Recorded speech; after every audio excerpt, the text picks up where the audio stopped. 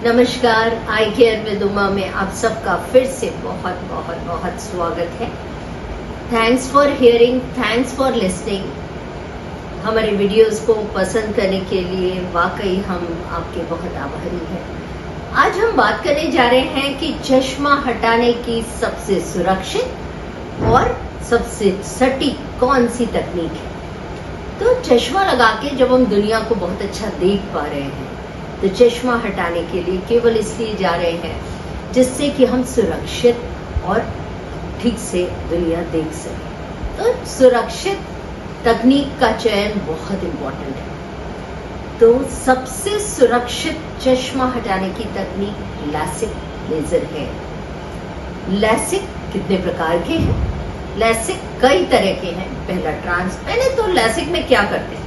LASIK में काली पुतली की 5 लेयर्स में से पहली 2 लेयर्स को किताब के पन्ने की तरह खोलते हैं, तीसरी लेयर पे लेजर करते हैं और 2 लेयर्स को दोबारा वापस रख देते हैं, जो जिनकी नेचुरल टेंडेंसी होती है और वो 2 मिनट में स्टिक कर जाते हैं। अब लैसिक के प्रकार क्या क्या है? पहला ट्रांस पीआरके, इसमें पहली 2 लेयर्स में लेजर की सहायता से उसको एब्लेट किया जाता है। 3rd लेयर पे लेजर करते हैं। इसमें जो फर्स्ट 2 लेयर्स हैं उनमें घाव भरने में 2 दिन का टाइम लगता है। पर जो लोग सर्विसेज जैसे नेवी और एयरफोर्स में जाना चाहते हैं या जो स्पोर्ट्स में हैं, जिनमें काली पुतली की झिल्ली फ्यूचर में अपनी जगह से डिस्टर्ब होने के चांसेस होते हैं, उनके लिए ये बेस्ट तकनीक है।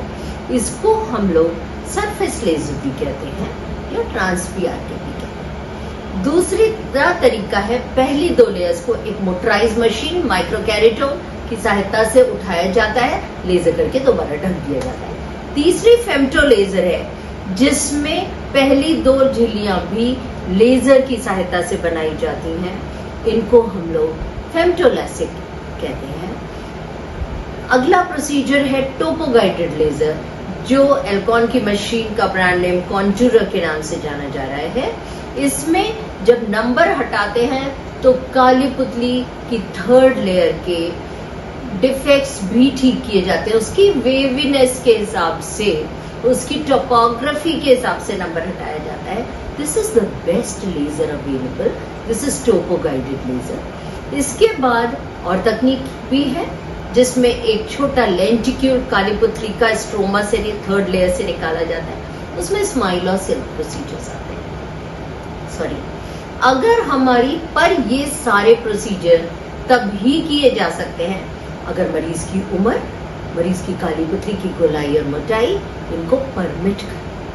अगर ये एप्रोप्रिएट नहीं है तो एक प्रोसीजर जिसे हम लोग ICL कहते हैं, ये इम्प्लांटेबल कोलैमिनर लेंसेज है, इनको कर सकते हैं। या अगर आंख इसके लिए भी सूटेबल फिट नहीं है, जो हमें जांचों से पता चलता है, तो मरीज रिफ्रैक्टिव लेंस एक्सचेंज, जिसमें नेचुरल लेंस को क्लियर करके जो उसकी आंख के लिए सूटेबल नंबर है उस लेंस को डाल सकते हैं। तो सबसे सुरक्षित तो लैसिक ही है, अगर मरीज की उम्र, उसका नंबर, उसकी काली पुतली अलाउ करे, क्योंकि ये आंख के बाहर का प्रोसीजर है, आंख के अंदर एंटर नहीं होता। पर सुरक्षा, सेफ्टी सब कुछ डिपेंड करती है मरीज की उम्र, काली पुतली की गोलाई, मोटाई और नंबर पर।